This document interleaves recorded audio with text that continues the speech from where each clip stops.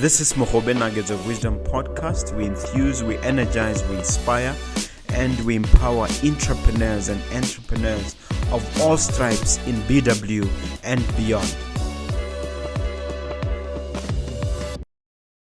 Hello, Dumela. Welcome to yet another episode of Mogobe Nuggets of Wisdom podcast. Super excited, guys, as always.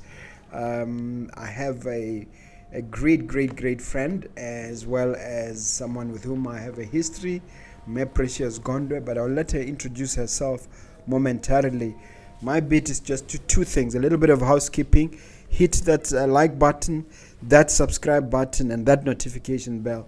Guys, you don't know how much we need this. 2/3 of you watch us regularly, but forget to press those buttons.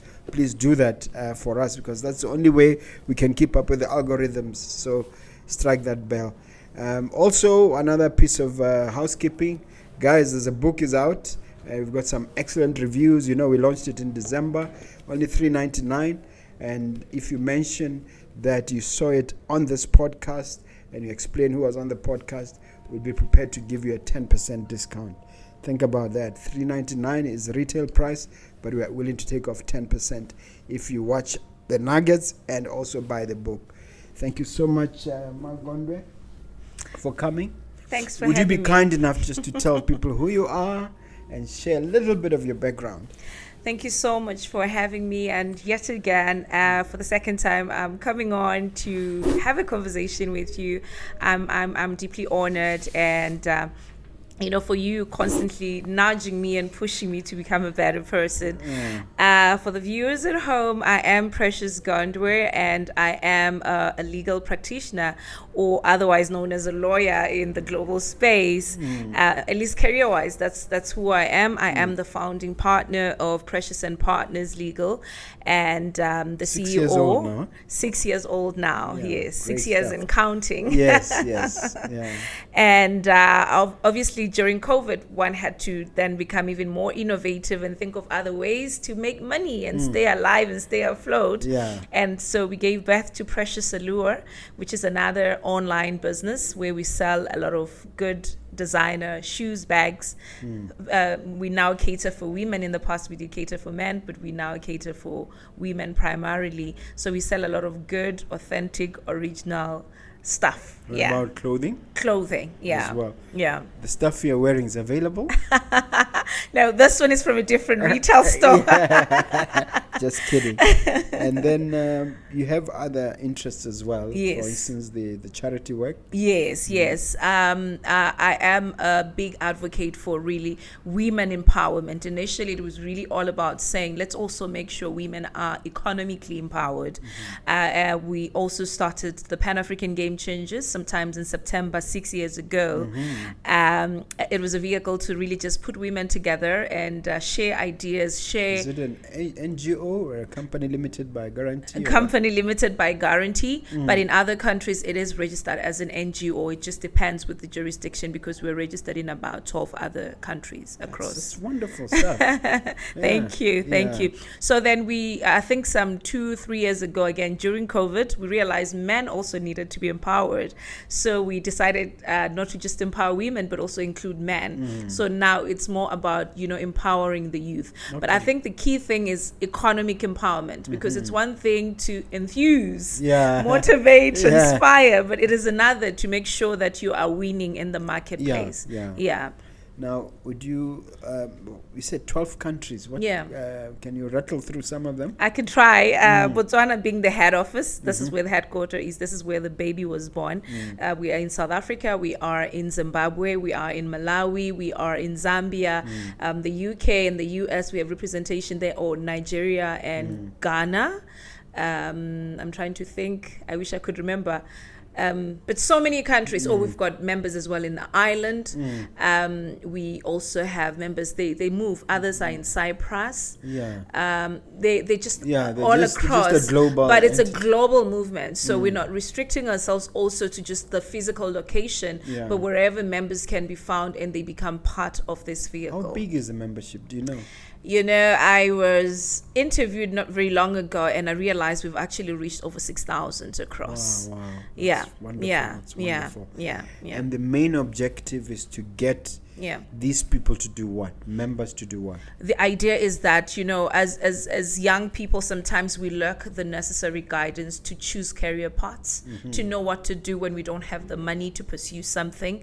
So the idea is to also help them leverage or take advantage of opportunities. If I have knowledge of funding or scholarships, and if I might not fund you, but I might also give you information on how you can put yourself through school. You are aware how I started. And this is just some of the information, some of the pearls that we share with youths in different backgrounds. So we empower them not just in having different mentorship classes.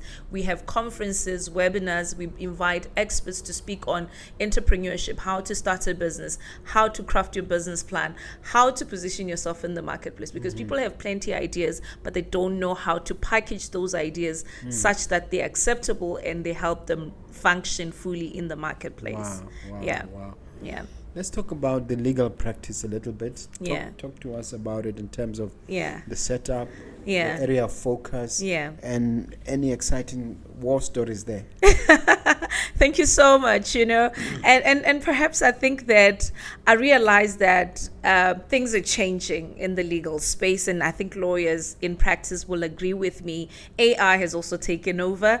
So as a firm, you don't want to just stay doing things the same old way. You want to then look around and say, but what are other things that we can do and be innovative? So in terms of our services, you realize we've literally recently rolled out a 2-year strategy where we're trying to also incorporate certain services that people can get directly from our website without meeting a lawyer. So if you want to get, for instance, a lease agreement done, and you know that meeting a lawyer is probably going to cost you $2,500 an hour, but we know that's the standard document. So through our website, you're able to actually, pay with your card and then input certain information, and then that document is immediately populated, and then our legal team will quickly go through it. Because you've paid for it, they send it out to you, and then you have it. So you don't even need to meet a lawyer physically to get things done. Not just that, we're tapping into other things. Currently the environment is such a big thing. Climate change is such a big thing. We want to be able to also partner with different entities, especially NGOs that rolling out different projects that deal with climate change. That's just one of them. So we have the ESG services within the company. So we run as ESG departments for environment and sustainable development and goals. Yeah. So it's all about making sure that we are also partners with environment experts, but we also play our part as legal practitioners to help in policy reform and whatever else that we can contribute as they roll out those projects. What is it that we need to be doing? So we're also trying to shape ourselves and get training. So we're also trying to capacitate our lawyers currently. I know one lawyer, Mrs. Kangwenyana, who's very active in that area. Okay, all right. I've actually interviewed her before. So we also want to be able to do that. Also, maybe this is our trade secret, but the secret is out. We realize and recognize that Botswana has been doing a lot of international engagements, from your Miss World, from just participating in athlete sports. We've seen Botswana participate now at Especially a greater... the last 5 years. The last 5 years, we've just exploded. So what we've recently then launched the entertainment and sports department. So we want to be able to partner. You'll be able to see we've actually partnered with one of the local universities. There's quite a lot of work that we'll be doing with people in sports and entertainment, because we understand that they need to know what the law says. When they go out, different jurisdictions function differently. So we want to be the lawyers that walk you that journey, but also be able to support you with anything that you need. So that's just some of the snippets of what we're trying to do. We're trying to get more creative, more innovative, because we understand that things are changing. We're going to deep dive into some of those things, but for now, you rightly pointed out it's been 4.5 years since you were last here. Yes. How was your last appearance on the Nuggets, and did your appearance in the Nuggets have any impact, positive or negative? Positive, of course. They say no publicity is bad publicity, but certainly this one is very positive. I think that just being able to share on my entrepreneurship journey, you realize that I had started that conversation on LinkedIn, and then we came on and had that interview. So it was like the do's and don'ts. On the do's and don'ts of small businesses, what entrepreneurs should do and should not do. So then it also then propels you to become like a voice in entrepreneurship. So people come to you sometimes when they feel a bit stuck, and you're able to freely share. I mean, I think this works, try this and that. I understand in the African context, people like to hoard information, but yeah, which is unfortunate, but I think we're changing that now. We have to it's change part of that. the mindset change effort. Yeah. All right. Now let's talk about entrepreneurship itself in terms of positioning in the marketplace. Yeah. I get the impression when we're prepping for this podcast that it's something you've thought about a lot. Yeah. The issue of positioning in the marketplace. In the marketplace. Yeah, thank you so much. And I think that's very important. You need to know what's happening in the world. You need to be alive to what the National Development Plan looks like. You need to know what the SONA looks like, and what the economy, where the economy is headed, what the current leadership is actually putting money. What Masarame has for us. Exactly. In February. Yes. Yeah. So these are some of the things that most entrepreneurs tend to lack. They don't really pay attention to where the world is moving to. And because that then informs your planning, that then informs your strategic goals, that then makes you sit with your team and say, guys, what do we do now that there's more money in agriculture, for instance, now that there's money being injected into infrastructure, for instance, what is our market share? What is it that we can do to tap into that? So I think people need to understand that position comes with information and knowledge. You need to know your current stats, and don't also limit yourself to just the local information. Understand what other legal practitioners in different jurisdictions are doing. Where is the world moving towards? That will help you. So apart from watching the SONA and the how does one do that? How do you position yourself in practical terms? Get skills, get training as well. As you train, for instance, I've done several courses in digital marketing. I've pushed myself to understand, okay, how does the social media platform work?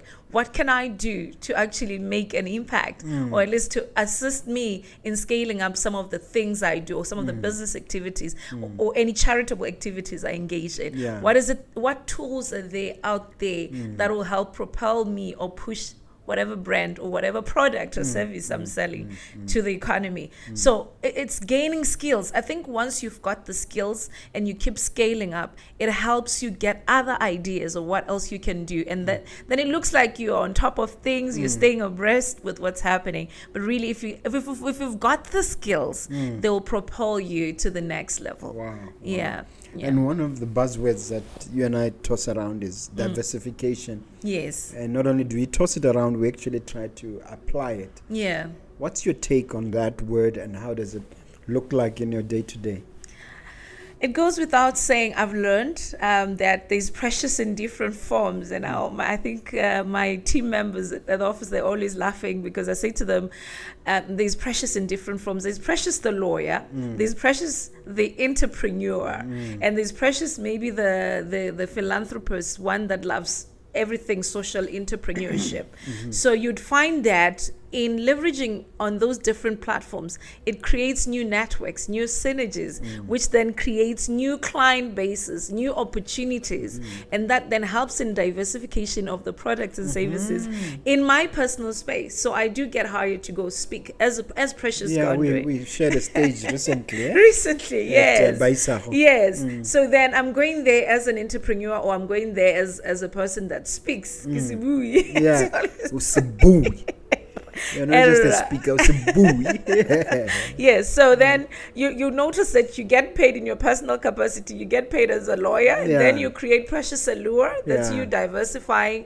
People like to ask, how do you look? Where did you get that shoe from? So you're like, okay, so there's a market there. You tap into that, and the beat goes on. Okay.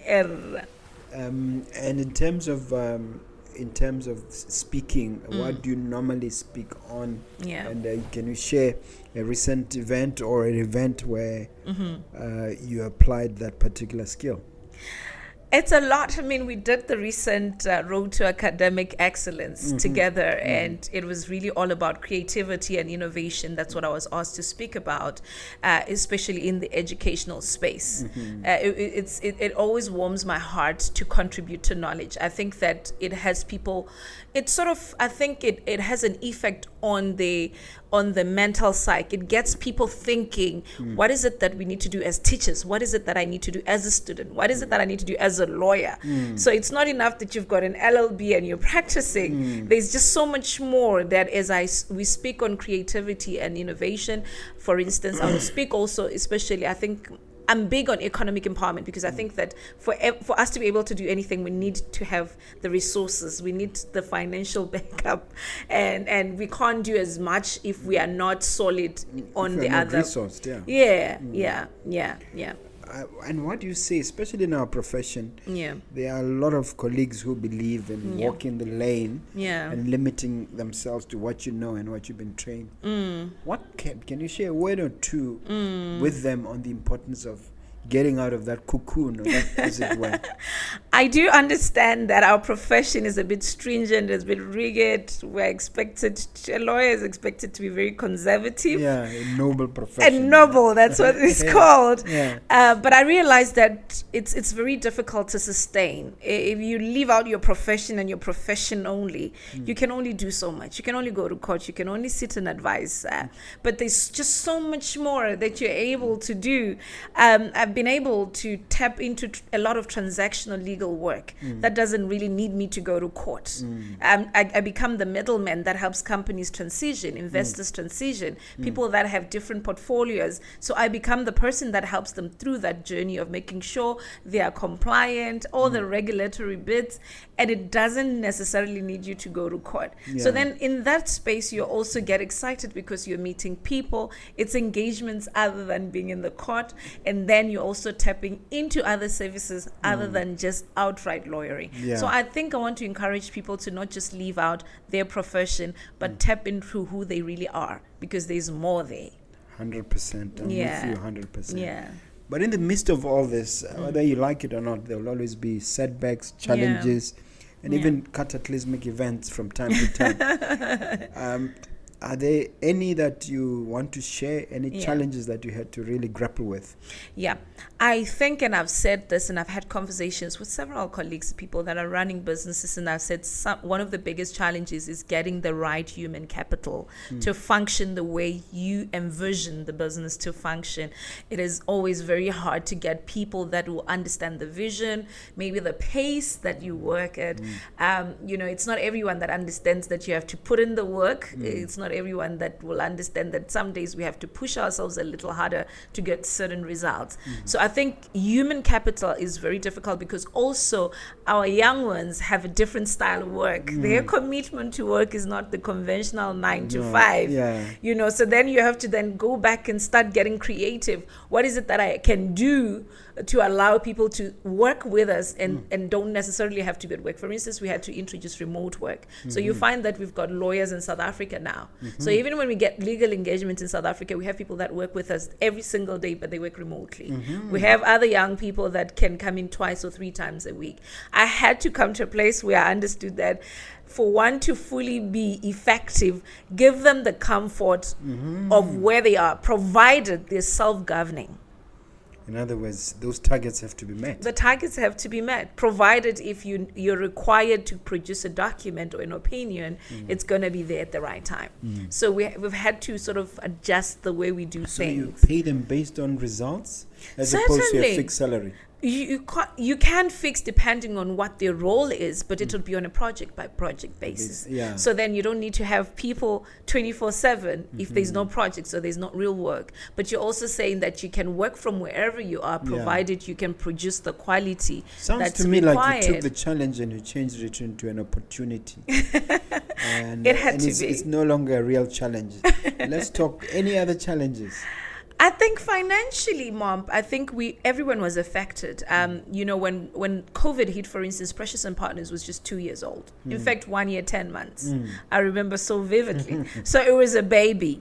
It was really hard. And having lockdowns meant there's not much happening in the economic space. And you have employees that are still dependent on you for a salary. And you really we couldn't just drop them, because we understood some are renting homes, some are taking care of their families through that income. So one had to get very innovative. That was hard, because then you can't quite project financially. You had to work with what you probably had in your reserves or whatever that was trickling in at the time. So So, but that also again taught us the importance of making sure we save up as much for rainy days. But we also got our employees to understand they could also work from wherever they are to try and make money. So that was a tough one, because then you're not sure how things are going to go. It was a really tough one, and you had to tap sometimes into your savings to help the business keep going. Good thing is you had them saving, which shows you had a different mindset from the beginning. Yes, and I'm grateful that that we always had that buffer, and we try to ensure that we don't deplete everything. So even if you get 20,000 pula, you don't go and spend all of it. You keep it just in case. So, but it was a tough season, but we learned to navigate. Somebody said to me, if you could navigate COVID, you could then run any sort of business and still be successful. And a lot of people say that COVID was both a blessing and a curse. Yeah. Was it for you? It was a blessing. I got my awards. Most of the initial awards I got, accolades, it was during COVID. Yeah. And it was in that moment that I also did quite share a lot about my journey, and it was when people were actually coming across commenting, and then people throw pearls at you, and you pick it and you're like, this would work for me. What else can I do?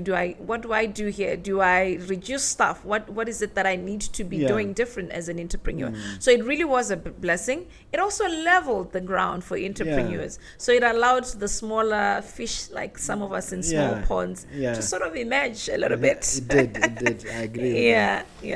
So now you hinted on this, but I really want you to touch on your triumphs and your successes. Yeah. I know that you've won so many awards, so many accolades. I've lost count. I suspect you've also lost count. Can you share some of them and tell us what you did to get them? For instance, I think the very first notable one I got, that was the first one where I literally got an email from the courtroom mail in Nigeria, and they were saying that they were looking to host an awards ceremony, but also to identify lawyers that are actually making impact. And this was actually just in COVID, during COVID. I think it was about March 2020. So I was surprised because, first of all, you're asking yourself, but how do people know you even exist? But I'm told that they had actually made contact with the High Court here in Botswana. I'm not sure who they spoke to up to now. I'm sure they checked on your social media platforms. Perhaps social media, but they also spoke to some people to get our details. And that was the very first nomination, and it was top 30 most influential female law founder in Africa. Wow. So I honestly thought I was in my little corner. Just really trying to do my own thing. But then I realized, okay, so even with the small stuffing and the little work that I'm doing, there's people out there that recognize the struggles we go through, but also the impact that we're making. Wow. That was, I think for me, that was the very first one. So I really don't know if they checked, you're right, my socials, but they also needed to corroborate to make sure the information. How does it work? They have a pile of nominations? And then you were among the 30?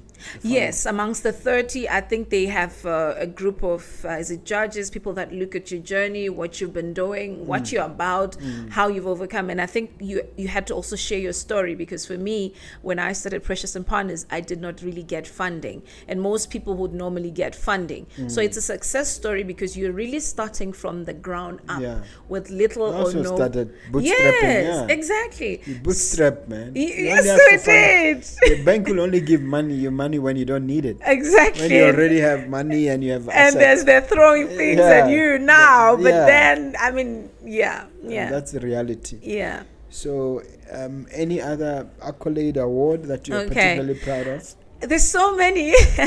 I mean, then after that, there was so many. I was nominated again in South Africa with the Southern African Women in Leadership. It was called SAWIL, as a trailblazer. And I was top 3 in Southern Africa. Wow. That same year. And I remember I got that on my birthday. It was the 27th of November, 2020. It was really all about the work I do. And I think it was more on the practice side, but also on the Pan-African game changer space, where it's more on the charitable work, the conferences we host, and just the work that the philanthropical work that we do on the ground. So that one was also a good one. And that same year, I also got contacted by New York. This was the Young Boss Media, again, for the humanitarian work. It was just to appreciate the work we do, because with the Pan-African Game Changers, we never really got funding. It was all us coming together, putting in money to make things work in the different African countries. And during COVID, I think we fed over 125 families around Botswana. Hallelujah. No funding, nothing. So it's when people recognize you beyond the courtroom. It's the things that you're doing, sometimes not even for praise, but you're just doing it because you're passionate about it. It's your calling, and people get to see that. Wait a minute. I seem to recall, is it a year ago or something, when you were literally all over? In the UK, or in Canada, you're in Bahrain. Yes. But I got the sense that it had something to do with an award or some charity work. Okay, now that was the Commonwealth. I think it was the Duke of Edinburgh Commonwealth Young Leaders Conference. I got to be nominated in Canada, and I was here to represent one of the youth leaders in Botswana. Okay. So I think there was about 3, if not 4, from Botswana that had to travel all the way. And you seem to have also a fun component. It wasn't just all serious. Oh yes, it was, because I think we were stationed, initially arrived in Calgary, and then we had to travel. There was a tour fully paid for by the Commonwealth. Wow.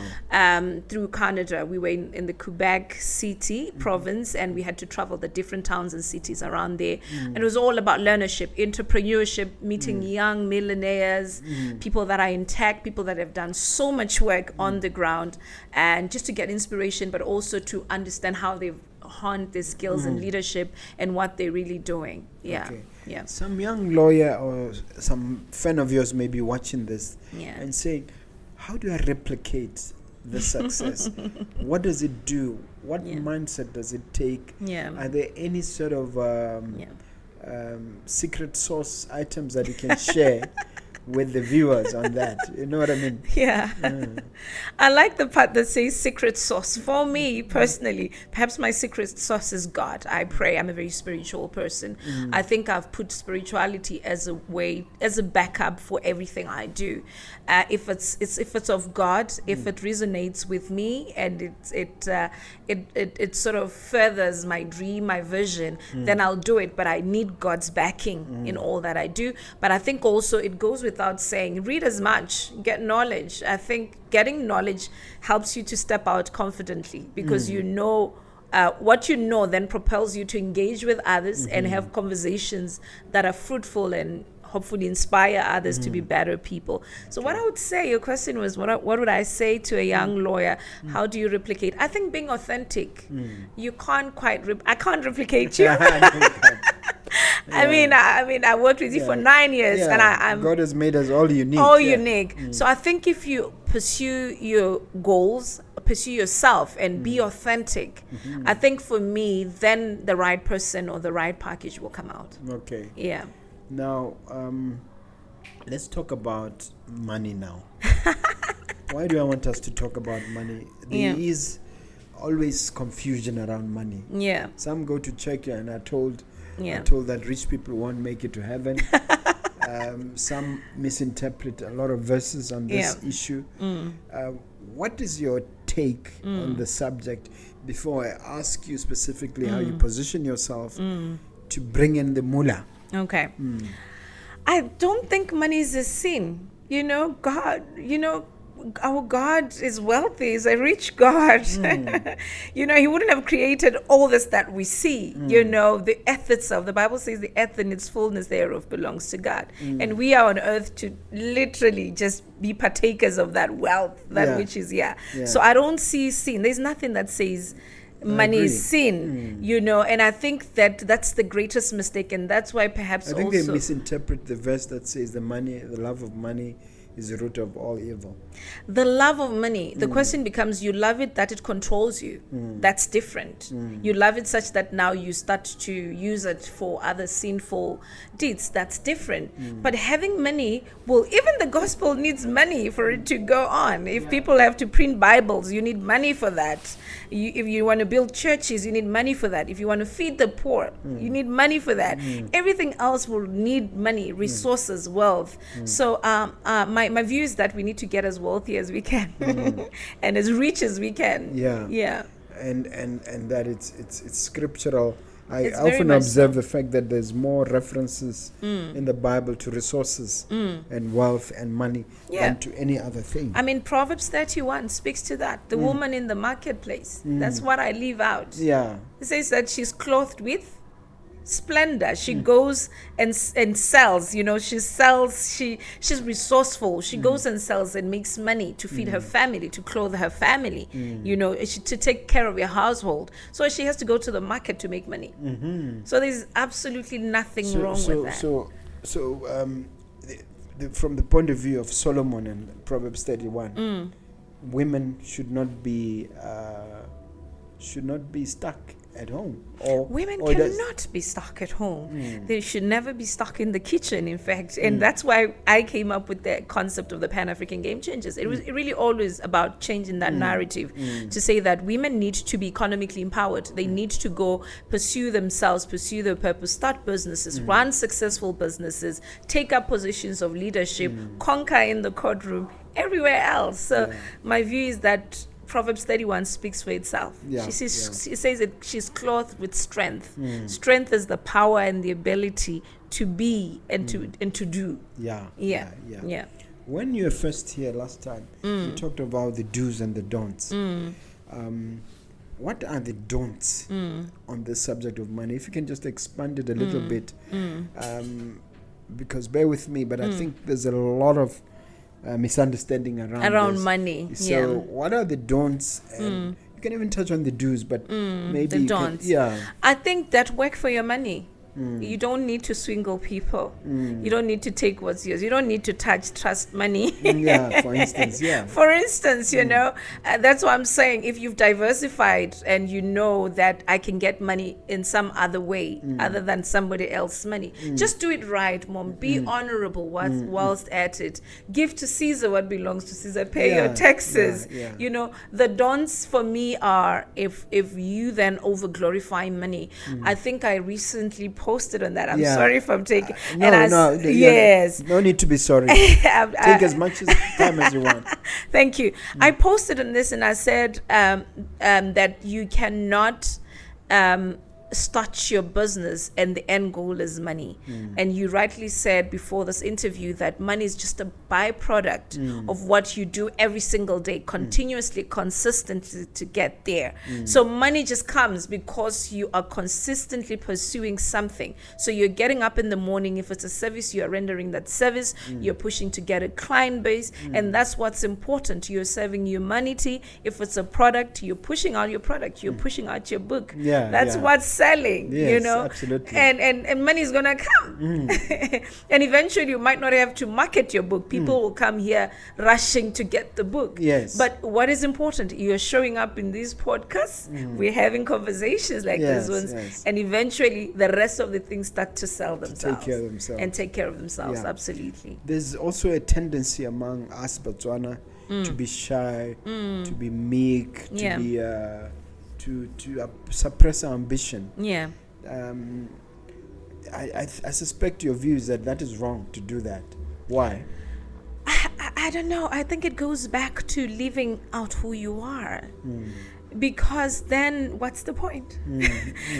I find that I know for a fact, I know you mentored me in the legal fraternity, but I find for a fact that I would be the most bored lawyer if really all I did was going to court. And reading cases. That would not be fulfilling for me. No pun intended for those that are called into that.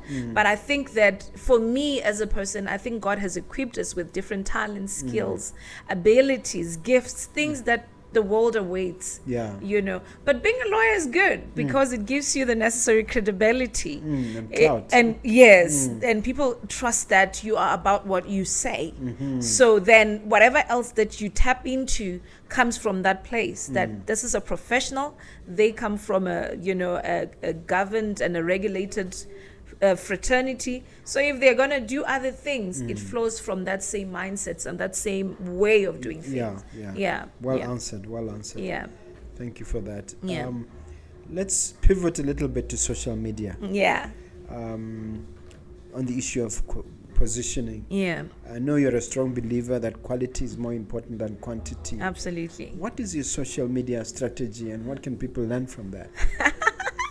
As their solid strategy, perhaps, but I didn't think it was. But what I know I did, and I think I did share recently as well at the summit, was that just before I left the UK in 2018, and I think my husband will attest to that, just 2 weeks prior. My husband is in the studio, guys, in case you're wondering. He's right here. Okay. All right. So I just came across a Google course, the Google Digital Marketing Garage. So at the time, obviously, there was the social media buzz, and there was a lot happening. And I said, I think I need to understand how to use and navigate the digital space such that for it, I mean, the marketing aspect was dealing primarily with sales, where you decide, like Precious Allure, you're selling a product. How do you position your business? How do you ensure that, those likes, those views culminate into sales? Converting likes to sales. How do you make sure that, obviously the more traffic, the greater the chances of you selling, So it was really always about making sure you draw people towards your service, who you are, and then but the end game really is to sell or hopefully render a service to them.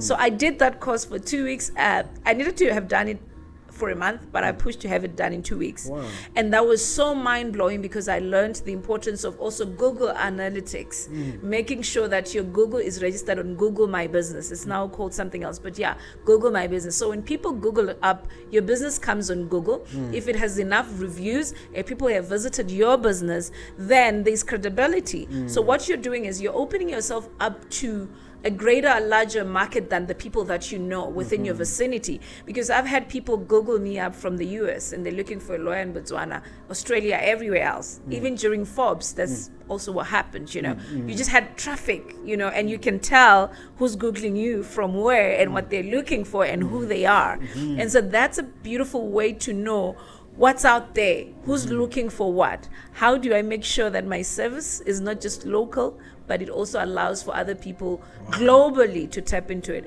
We've received so many opportunities as a result of leveraging on just the digital space. From your Google to your Facebooks to your LinkedIn, which is also very gold. And LinkedIn is quite professional. So you will get people searching you because somebody maybe said something about or referred them to you. So they're going to search you there, they will look you up there. So by the time they're making contact, they already have confidence that they're talking to a real human, and they know that they'll get their service. Even if they're making a payment, remember it's across the globe. They're not here, maybe within Botswana. They know this is a real company. They know this is a real person. Because you already have the credibility. Yes, the blueprint is there. Yes, you've got reviews, the company exists, the website is running, your social media is there. So they're dealing with real humans. So you advise anybody who wants to really 10x their social media presence to do a specialized course. Do it. There's so many others, but I found the Google one very interesting, and Google offers so many others. There's just an advanced one after this one. There's just so much that you can learn. What to post, how to post. Obviously, I heard you speak about algorithms earlier, how all these things work, how often you post, when you post, things like that. And that interaction, which is very important. There's TikTok, there's Instagram, there's X, which used to be Twitter. There's, of course, LinkedIn. And one or two others that I mean. Where are you positioning yourself, or are you spreading yourself across all of them? And if so, for what reason? Instagram is okay, but it's very limiting. But I do know there are people that search for a lawyer, for instance, on LinkedIn. They will search lawyers in Botswana. So make sure even your biographies. That one, isn't it? Yes, but you're influencers will search for a lawyer if they have a legal issue here. Yeah. So they are, remember, primarily they are on Instagram. So their search might just begin on Instagram. So make sure also your biography speaks to where you are, what service you renders, because if your profile doesn't really speak to what you do, then you might not leverage on that one, should I say, potential client, because then you're not coming out. So this is why it's also important to create your business pages. So your personal profile is there maybe to corroborate what's already there, but what's key is to ensure that your businesses are there, your websites are running, and your LinkedIn. For me, I think that one is key, because most people will really trust to LinkedIn. It will go to LinkedIn, especially professionals, especially institutions. That's where they start. They check you out there, and then when they go to your website, they already know who you are. Yeah. This is an act of brilliance which you did, if I can say so myself. Thank you. Labeling yourself as a lawyer CEO.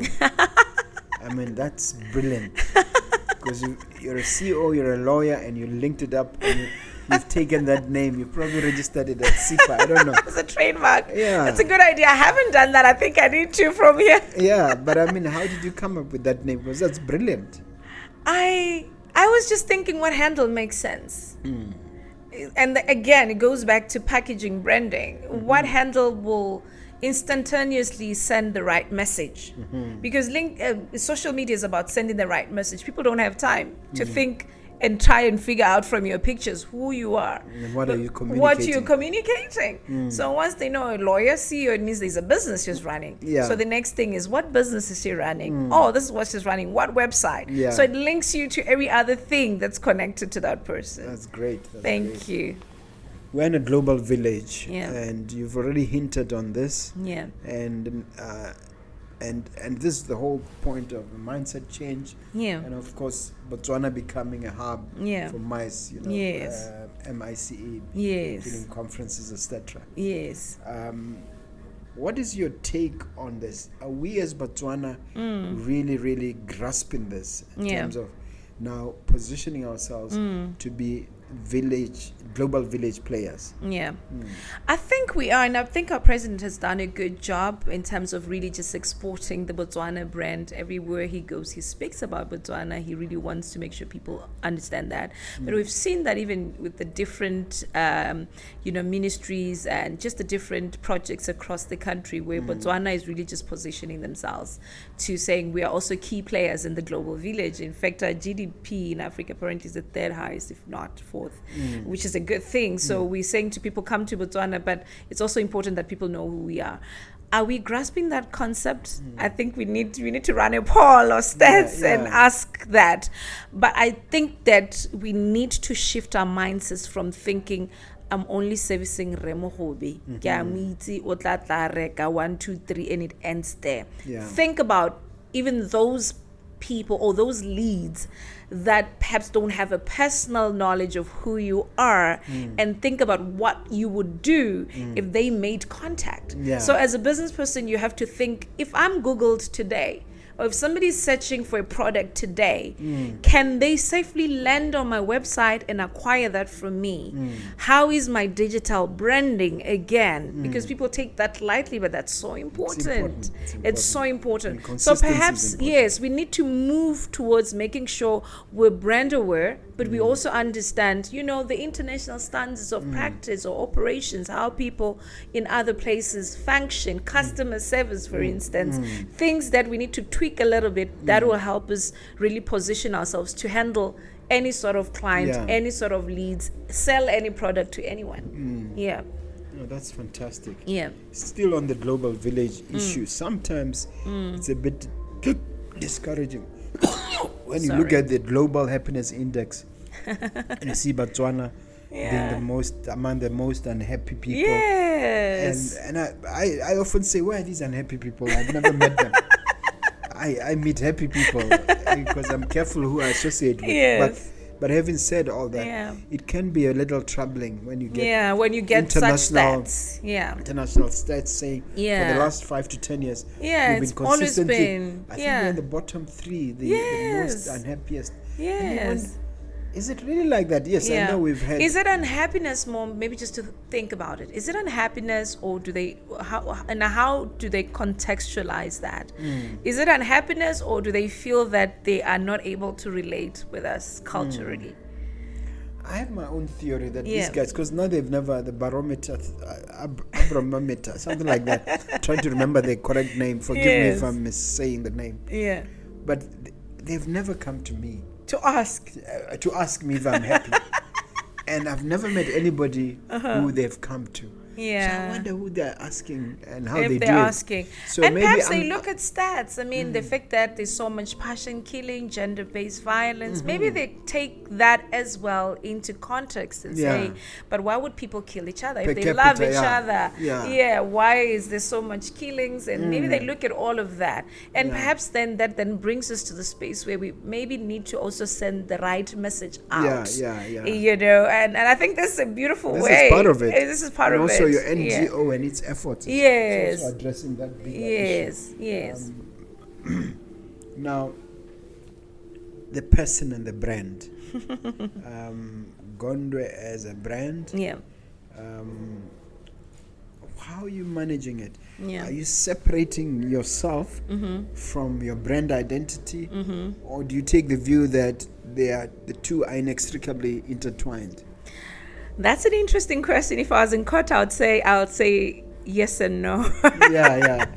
You can even say it here. And yes, I'll say yes and no. Well, it then also depends on how you intend to function. Is your brand directly linked to the product or the service?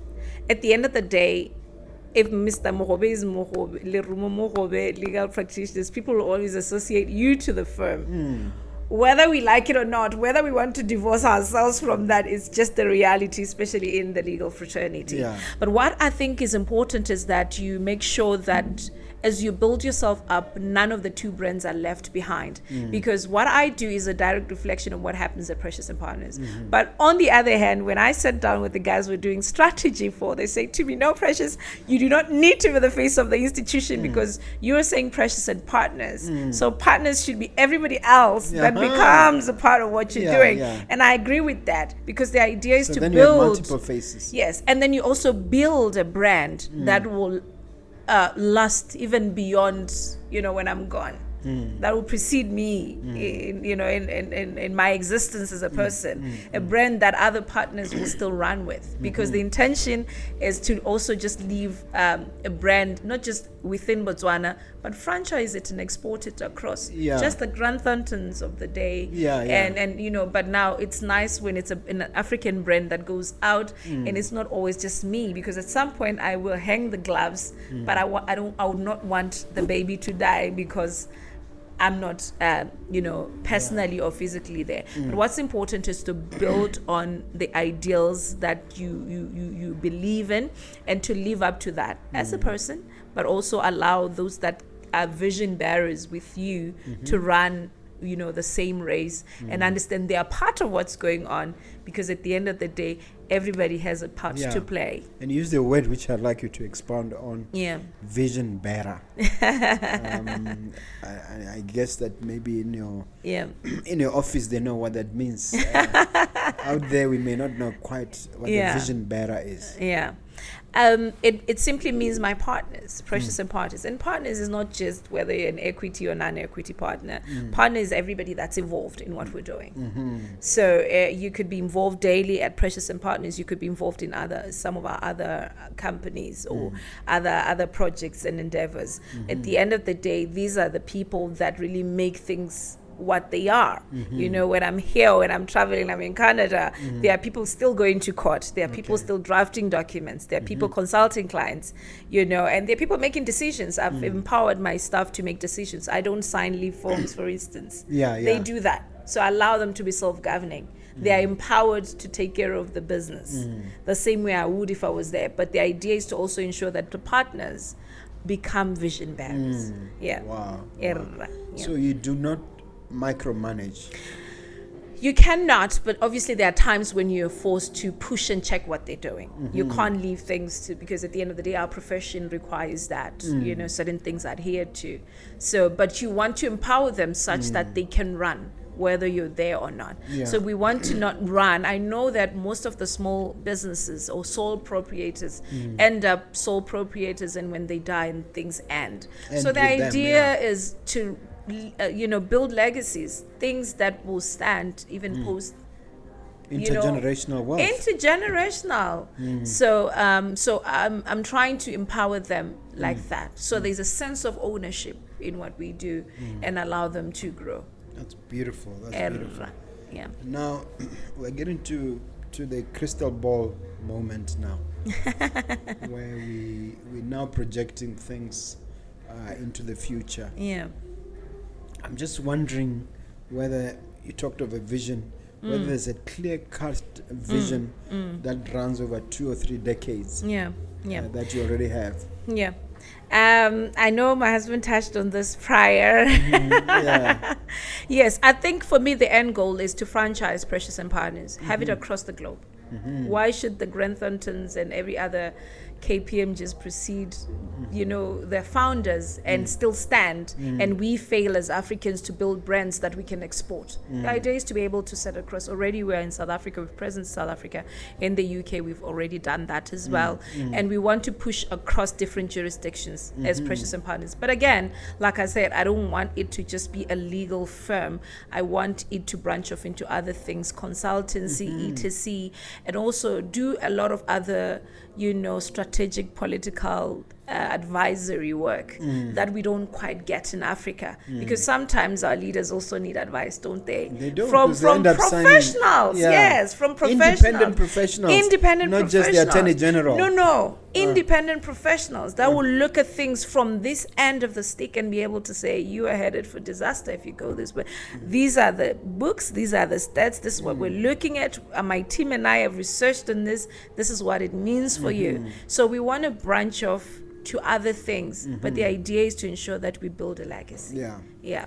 I have a surprise for you. You've been posting quite a bit about your dad. Yeah. And you've said very, very powerful things, and I happen to have known him when he was alive. Yeah. How would you say he impacted you in your life, and why is it so important for you to keep recognizing him? Thank you. Ooh, okay. I didn't think I was going to get emotional, but yeah. I think I recognize the strength that he carried and the wealth in knowledge and wisdom. What he was able to do as a tailor, as a Form 2 JC student. He went all the way to JC. Back in the day when he was back in Malawi, where my father came from, he went as far as junior certificate. That's all he could get. But what he was able to do when he moved here in the late 1980s, and he lived all through, and what he was able to build without any funding, without anyone holding his hand, I look at him and I say, Raising how many children? Yeah, 7 children. Yeah. And doing so much for such a big family with the little that he had. But I never had him complain. I never had him say he's depressed, he's not able to feed his family. Every single day he would show up at his shop. And I used to ask him, you went to Mompoloki on a Saturday, you'll find him. You go on a Sunday, he's working. My father worked every single day of his life as much as I can remember. So he believed in his craft as well. He sold what you got to meet him. I'm sure you got a suit or two from him. Yes. That beautiful was suits. Beautiful suit. And I tell people I have struggled to embrace other fashion designers because I saw what he produced. So he paid attention to detail. He was an excellent man. He did things right. He made sure that whatever he sold is what people asked for. He didn't give them any shoddy piece of work. He put his heart into it. He involved you in his work. and he involved us in his work. We did the buttonholes for him, we did the hemming for him. Every time he had uniforms, he had suits, he had wedding uniforms to do, and all of that, we were involved, and we saw how he navigated and how he would work with the suppliers, get material, so put his markup, sell something, get a profit, and retain that. And he built that, initially as a sole trader, and at some point he had a huge should I say, operations with different machines that were running, stuff, commercializing, what started as a man with a machine, a single machine, and then suddenly you have 15, 20 machines running, so I saw what a dream can do. If a dream really pushes you and you're willing to run with what compels you, then you can achieve anything. Wow. So I think that one of the drivers of what I do is looking at what he was able to do with such little resources and turn it into what it became. Put us through school and never for a minute complain. Yeah. No, I have kudos to him. Yeah. May the Lord continue to rest his soul. Yeah. Of course, we're talking about mentors. You're talking about people you look up to. Yeah. Are there any others out there that you want to give them an honorable mention? I look up to so many people out there, and I think there's so many. I mean, I'm mentored by just several other people. There's Dr. Jerry Gule in South Africa. He's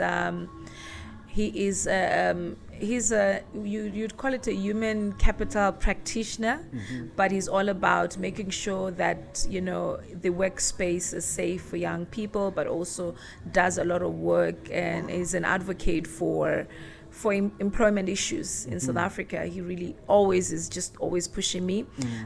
Through him, I also met Professor Edgars. He does a lot of consultancy work, works with government and other institutions. He's a contributor of thought as well. These are people that are constantly showing me the way, constantly guiding me and telling me I'll do well.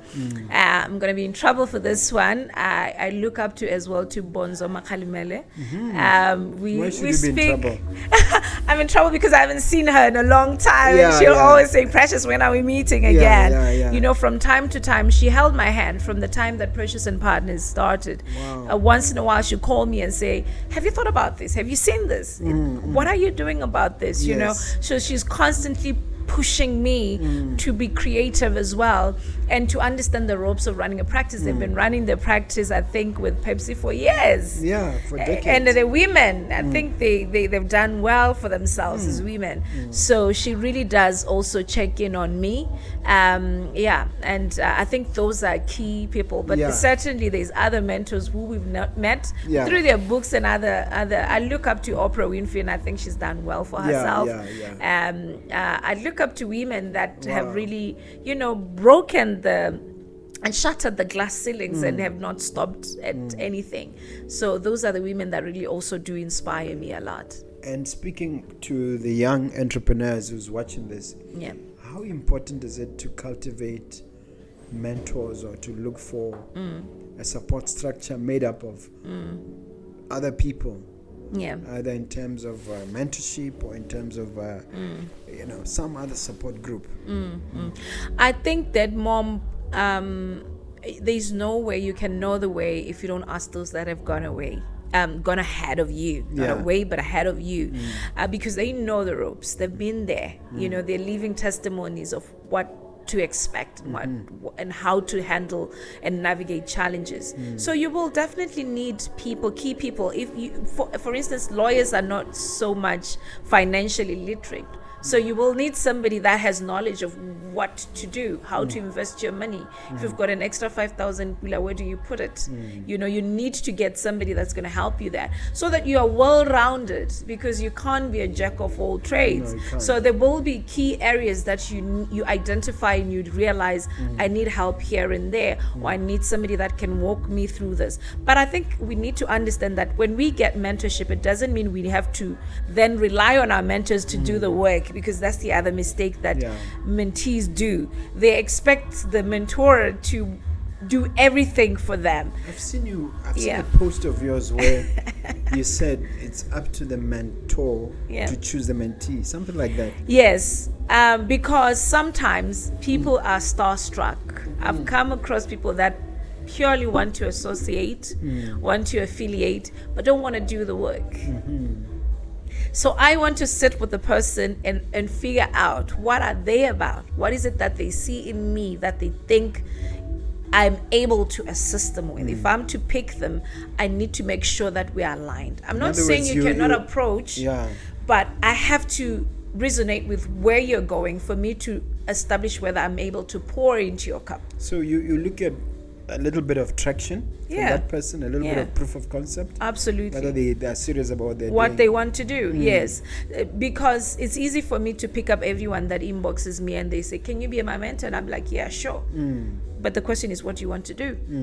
You know, and what are your BHAGs? What are your goals? What are your goals? Yeah, because like I say, people are just running with the concept of mentorship, get a mentor, but are they doing their background job? Because it's important to also ask, if I'm sitting with Mogobe, what is it that Mogobe has done that I want to learn from him? It shouldn't be that I'm excited that he's well accomplished and wealthy and I'm hoping that he'll write me a check. You know?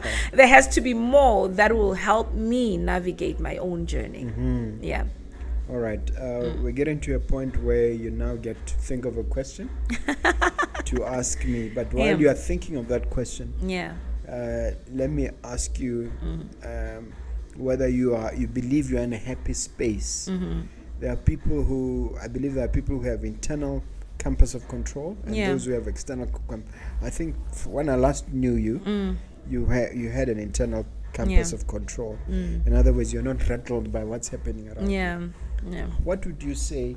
Are you in a happy place now, in a safe space in terms of professionally and so on? And if the answer is yes, how did you get to that? Wow, that's an interesting question. I think I've always been clear about where I want to go, and against all odds, resources permitting, resources not permitting. I think that even when Precious and Partners, for example, when we established the practice, I didn't know it would grow to where it is now. I didn't know how far the brand would go. I didn't realize all I needed was to survive and be able to assist my family because my dad had passed away. For me, that was what I thought it would come with. But I'm grateful to God, and perhaps maybe that's where the internal control and the campus that keeps me at ease is knowing that God has been able to do exceedingly abundantly above more than I had anticipated. I knew God, God would speak, and I knew I was a great person, but I didn't know how far that meant or how far that would go and what it meant, especially for humanity, because then you go back and realize I'm doing this lawyering bit so I can help other young people in Africa, so I can be a voice and I can be able to help somebody else get out of that deep dark hole and make something out of themselves. So I think as long as I'm doing what I've been called to do, that centers me. External noise, not quite. And I do know that it's not every day that people are happy with you. It's not every time that people think you're doing a good job. A person would still have an opinion about you. But I think as long as you're still running your race, as long as you're still here, you're not in the hospital and God has blessed you with good health, your family is still intact, and you have food in your fridge, on your table, and a roof over your head. I think there's just so much to be grateful for. Absolutely. And the rest is just icing on the cake. Wow. Yeah. Well answered. Answered. Yeah. You can hit me with a question. For me, I think I need to ask you. I remember so well when we did the groundbreaking ceremony for this building. Yes, several years ago. How do you feel now? And I remember seeing these plans for this particular structure on the wall. On the wall.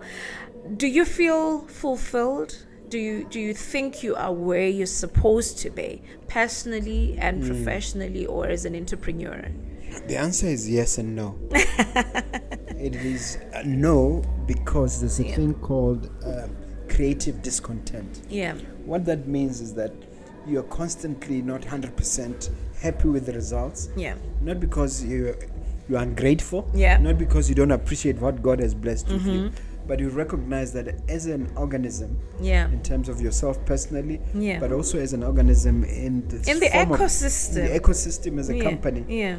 Growth is an imperative. Absolutely. So you'll be a little bit of discontent, even though you're ticking all the boxes and meeting your targets. You still feel that you want to grow. I mean, this podcast, for instance, I'm very grateful to have 16,000 people. That's good. But I want 100,000. I want 500,000. I want 1 million, because there are others who've reached there in other parts of the world. Yes. So from that point of view, I embrace the concept of creative discontent. Okay. Where you're a little bit unhappy, but in a creative way. You recognize that.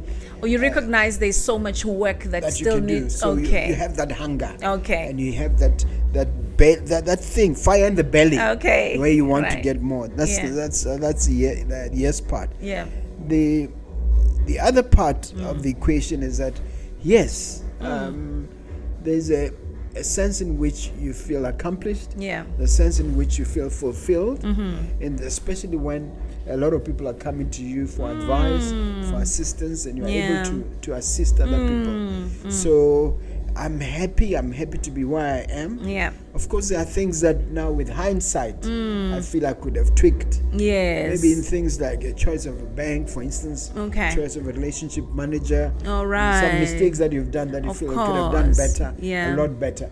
But then you say, in the greater scheme of things, you're okay. Awesome. So that's the answer. I like that. I like that. So creative discontent, you call it. Yes. Where you are content with where you are. No, you're not content, but you're simply saying there's room to do more, to become more. You're creatively looking for other things. Yeah, and that's what keeps us as humans. You're not 100%. You're not saying I've arrived. Yeah, you can't. I always say you can't be the same person on the 31st of December that you were on the 1st of January. In terms of those 12 months, there has to be growth. Yes. And growth does not happen on its own. Yeah. You have to apply pressure. Absolutely. You have to keep saying to people, guys, what are we going to do next? Yeah. We've hit this goal. What are we doing? Absolutely. And keep thinking along those lines. Awesome. Thank you. Right. Thank you very much. Now, here's the part where you now look at that camera and leave them with a powerful, inspirational message as we wrap up our conversation. Awesome. I think that we need to be intentional when we pursue our goals. It's important that you understand that your journey is yours and nobody else. You cannot outsource what you're supposed to do. You cannot outsource the work that you need to put in. You cannot even ask somebody else to do what you're supposed to do. I think it's important, and we've heard this so many times, get up, show up, and get the job done. Be consistent, be disciplined. Show up even when you don't feel like showing up. Be intentional about who you are, where you're going, and what you want to achieve. Don't let anybody else talk you out of your dreams. Stay put, stay strong, and keep going. And one day you and I will change the world. Thank you. Wow. Give them where your physical addresses are, your contacts on social media. Awesome. Share all of that. Thank you so much. We are at plot 103 Ipilo House at Commons Park, Unit 2. I am on social media as Precious Gondwe, my page, but in terms of the business, the website is www.preciousandpartners.com, and our email is info@preciousandpartners.com, and our contact 310-1952. And you can also follow us on social media, that is on Instagram, Precious and Partners Legal. You'll see us there. I am the Lawyer CEO on Instagram, on my other handles. On LinkedIn as well, I am Precious Gondwe. You will be able to also find me on X, even though I'm not so big, but the Lawyer CEO there. And generally that's where you can find me. And you can also call the office on mobile, which is 71455-252, 71455-252. And thank you so much. God bless. Thank you. You've been brilliant. I really appreciate it. Thank Guys, you. before we go, time for another shameless plug. There's the book, Nuggets of Grit. Please, you can get it. Like I said, you can get 10% discount if you mention that you saw it on the Precious Gondwe episode. And it's yours for the taking. It's available here at Mogobe Plaza. And we can always drop it wherever you are. If you're out of Gaborone, it's possible to send it, subject to you talking to my PA. And finally, I'm asking you, hit that subscribe button. Please, we need you. We need your support. Thank you so much for taking the time out and for listening. Thank you, Magondo. Thank you so much, Mo. You're a brilliant guest. Thank you. Thank you. I enjoyed this. Very natural. I didn't need that. Yeah.